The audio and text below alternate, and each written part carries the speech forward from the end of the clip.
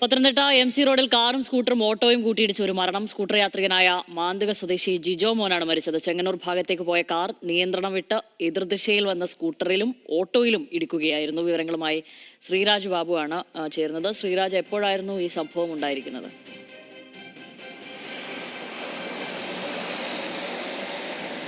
ഷാമിലി, ഇന്ന് പുലർച്ചെ 6:30 കൂടിയാണ് അപകടമുണ്ടാകുന്നത്. MC റോഡിൽ മാന്തുക റീത്ത് പള്ളിക്ക് സമീപമാണ് അപകടമുണ്ടായത്. ചെങ്ങന്നൂർ ഭാഗത്തേക്ക് പോയ വാഹനം നിയന്ത്രണം വിട്ട് എതിർദിശയിൽ വന്ന കാറിലും സ്കൂട്ടറിലും ഇടിക്കുകയായിരുന്നു.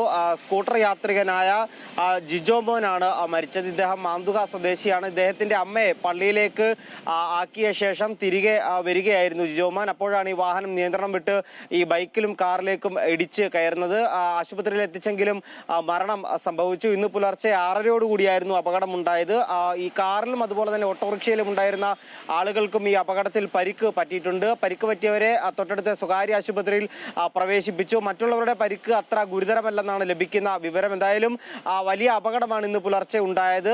മാന്തുക ജംഗ്ഷനിൽ നിയന്ത്രണം വിട്ട വാഹനം കാറിലും സ്കൂട്ടറിലേക്കും ഇടിച്ചു കയറുകയായിരുന്നു. ശ്യാമിലി, ശരി.